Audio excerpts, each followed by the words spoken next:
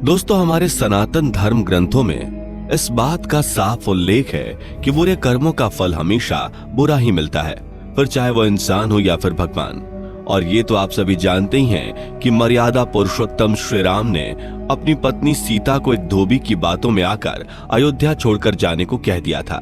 लेकिन क्या आपको पता है कि एक समय माता सीता ने बहुत बड़ा पाप किया था, जिसकी सजा के रूप में उन्हें गर्भवती हालत में अपने पति से दूर रहना पड़ा था। माता सीता ने कौन सा पाप किया था और कौन था वह धोबी जिसकी वजह से माता सीता को वन में भटकना पड़ा था? इससे जुड़ी कथा आपको हमारी आज की इस वीडियो में जानने को मिलेगी। वीडियो काफी ज्यादा इंटरेस्टिंग होने वाली है, इसलिए अंत तक हमारे साथ जरूर बने रहिएगा। दोस्तों, जिस कथा के बारे में मैं आपको बताने जा रहा हूं उसका उल्लेख आपको रामायण में मिल जाएगा। दरअसल रामायण कई भाषाओं में लिखी गई है।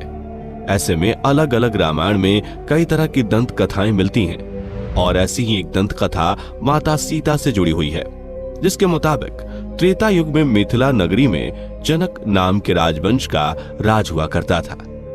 जनक राजवंश के एक ही राजा थे, राजा शीरध्वज, जो एक बार यज्ञ के लिए जमीन जोत रहे थे। उसी समय जमीन से उन्हें एक छोटी सी कन्या मिली। कन्या के सुंदर नयन नक्श को देखकर राजा बहुत खुश हुए, इसलिए उन्होंने उस कन्या को अपनी पुत्री के रूप में गोद ले लिया और यही कन्या सीता के नाम से जानी गई।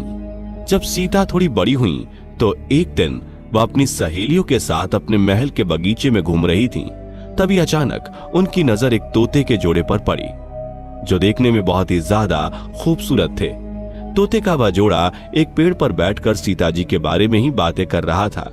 उनके मुख से अपने भविष्य की चर्चा सुनकर सीता जी को बड़ा आश्चर्य हुआ। कहते हैं कि उनमें से मादा तोता बोल रही थी कि पृथ्वी पर श्री राम नाम से विख्यात एक बड़े सुंदर राजा होंगे और उनकी महारानी का नाम जानकी होगा।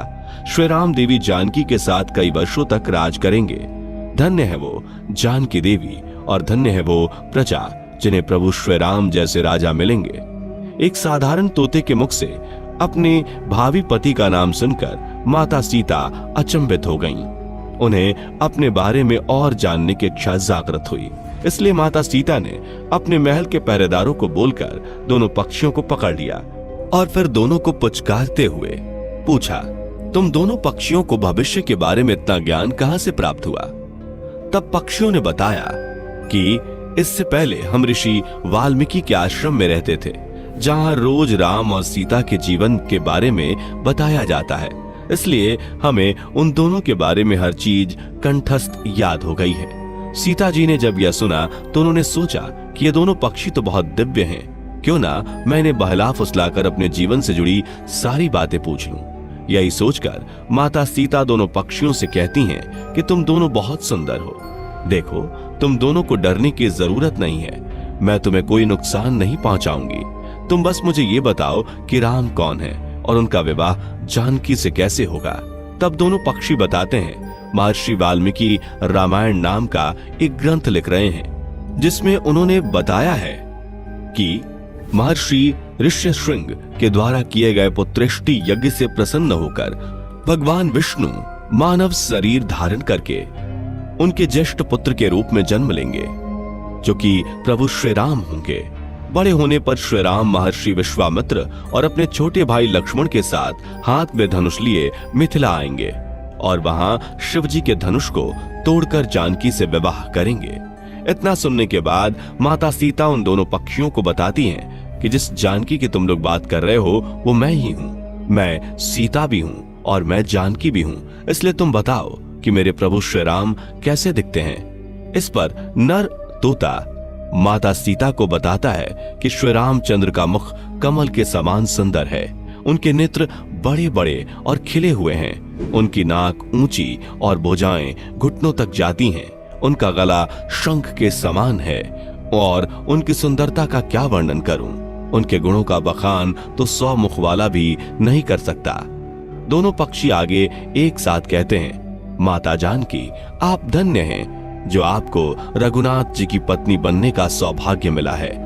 आपकी जोड़ी तीनों लोकों में सबसे अद्भुत होगी। इतना सुनकर देवी सीता पुनः उनसे एक सवाल पूछती हैं और वह तोते का जोड़ा फिर से उनके सवालों का जवाब देता है और इस तरह से देवी सीता जी सवाल पूछती जाती हैं और तोते का वो जोड़ा जवाब देता रहता है। लेकिन एक समय के बाद दोनों तोतों की बातें सुनकर सीता जी के मन में लालच आ गया, इसलिए वह दोनों पक्षियों से कहती हैं कि जब तक मेरा विवाह नहीं हो जाता तुम दोनों मेरे साथ राजमहल में रहोगे और तुम्हें वहां सारी सुख सुविधाएं मिलेंगी। सीता जी की बात सुनकर तोते का जोड़ा घबरा गया। नर तोता माता सीता से कहता है कि हे जनक पुत्री, हम आसमान के पंछी हैं, पिंजरे में बंद रहकर हम जीवित नहीं रह पाएंगे, इसलिए आप हमें आजाद कर दीजिए।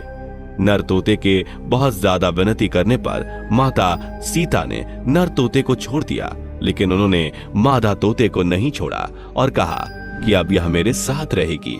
इस पर नर तोता माता सीता से कहता है, मेरी पत्नी गर्भवती है, इसलिए ऐसे समय में उसको जाने दें। हम दोनों एक दूसरे का वियोग सहन नहीं कर सकते, इसलिए आप मेरी पत्नी को जाने दीजिए। लेकिन माता सीता ने नर तोते की एक भी ना सुनी। इस पर मादा तोते ने माता सीता से गिड़गिड़ाते हुए कहा, मैं गर्भवती हूँ, आप मुझ पर तरस खाएं, मुझे जाने दे। मैं अपने स्थान पर जाकर बच्चे पैदा करूंगी और आप चाहेंगी तो उसके बाद मैं फिर से यहाँ आ जाऊंगी। लेकिन देवी सीता अभी भी मादा तोते को छोड़ने को तैयार न थी। इस पर मादा तोता को गुस्सा आ जाता है और वह माता सीता को श्राप देते हुए कहती है कि जिस तरह तुमने गर्भावस्था में मेरे पति से मुझको अलग कर दिया है, वैसे ही गर्भावस्था के दौरान तुमको भी पति वियोग सहना पड़ेगा। इतना कहकर मादा तोता वहीं अपने प्राण त्याग देती है। मादा तोता के प्राण त्यागने के कुछ समय बाद नर तोता भी अपनी पत्नी के वियोग में प्राण त्याग देता है। लेकिन प्राण त्यागने से पहले वह माता सीता से कहता है कि तुमने जो कर्म किया है तुम्हें उसकी सजा मिलकर रहेगी और तुम्हें सजा दिलाने के लिए मैं मनुष्यों से भरी श्री राम की नगरी अयोध्या में इंसान रूप में जन्म लूंगा और मेरे ही कारण तुम्हें पति के वियोग का दुख उठाना पड़ेगा। कहा जाता है कि तोते की बात सुनकर माता सीता को बहुत दुख हुआ, लेकिन तब तक बहुत देर हो चुकी थी और माता सीता चाहकर भी कुछ नहीं कर सकती थीं। बताया जाता है कि अगले जन्म में ये तोता वही धोबी था जिसने माता सीता के चरित्र पर उंगली उठाई थी, जिसके बाद प्रभु श्री राम ने देवी सीता को गर्भावस्था के दौरान त्याग दिया था। तब माता सीता वन में भटकते हुए महर्षि वाल्मीकि के आश्रम में पहुंची और वहीं पर उन्होंने लौह कुश को जन्म दिया। दोस्तों, देवी सीता के वियोग की एक अन्य कथा पुराणों में भी मिलती है, जिसके मुताबिक एक बार नारद जी को अभिमान हो गया कि कामदेव भी उनकी तपस्या और ब्रह्मचर्य को भंग नहीं कर सकते। जब उन्होंने ये बात अभिमान में अपने आराध्य देव भगवान विष्णु को बताई, तब विष्णु जी ने नारद जी के घमंड को तोड़ने के लिए एक योजना बनाई। और जब नारद मुनि जाने लगे तो उन्हें रास्ते में एक महल दिखाई दिया, जिसके अंदर की राजकुमारी को देखकर नारद जी मोहित हो गए। यह सब कुछ भगवान विष्णु की माया थी, लेकिन नारद जी को इसकी खबर न थी।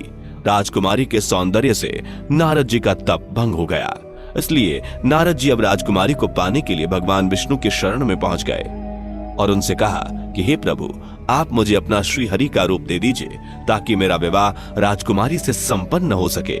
तब भगवान विष्णु ने कहा, हे नारद जी, कहीं ऐसा ना हो कि आप इस रूप को लेकर बाद में पछताने लगे। दरअसल नारद जी राजकुमारी का रूप देखकर भूल गए थे कि भगवान विष्णु का रूप एक वानर का भी है और नारद जी के घमंड को तोड़ने के लिए भगवान विष्णु ने अपना वानर रूप ही नारद जी को दे दिया। जब नारद जी राजकुमारी के स्वयंवर में पहुंचे, तब पूरी सभा नारद जी के मंदिर वाले मुख को देखकर हंसने लगी और राजकुमारी ने भी इनके मुख को देखकर उन्हें वरमाला नहीं पहनाई। कहा जाता है कि उसी समय भगवान विष्णु उस सभा में पधारे, जिन्हें देखकर राजकुमारी ने उनको माला पहना दी। नारद जी यह सब कुछ देखकर अचंभित थे। उन्हें समझ नहीं आ रहा था कि क्यों सब लोग उन्हें देखकर हंस रहे हैं। तभी नारद जी को महल के एक पात्र में पानी दिखाई दिया, जिसमें उन्होंने अपना मुख देखा। पानी में अपना वानर वाला मुख देखकर नारद जी क्रोधित हो गए और क्रोध में उन्होंने भगवान विष्णु को श्राप दे दिया कि जिस तरह आज मैं स्त्री के लिए तड़पा हूँ, आप भी पृथ्वी पर जन्म लेकर स्त्री वियोग का सामना करेंगे। नारद जी के मुख से ऐसे कठोर शब्दों को सुनकर भगवान विष्णु ने अपनी माया का प्रभाव समाप्त कर दिया, जिसके बाद नारद जी को अपनी गलती का एहसास हुआ और उन्होंने क्षमा मांगी। कहा जाता है कि नारद जी के श्राप की वजह से ही भगवान विष्णु को अपने राम अवतार में माता सीता के वियोग का सामना करना पड़ा। तो दोस्तों, अब आप हमें बताइए कि आपको क्या लगता है किसके श्राप की वजह से माता सीता को प्रभु श्री राम से दूर रहना पड़ा था? अपना जवाब हमें कमेंट में जरूर बताइएगा। इस वीडियो में फिलहाल इतना ही। वीडियो अच्छी लगी हो तो कमेंट में जय श्री राम लिखकर हमारी वीडियो को लाइक और चैनल को सब्सक्राइब कर दें। धन्यवाद।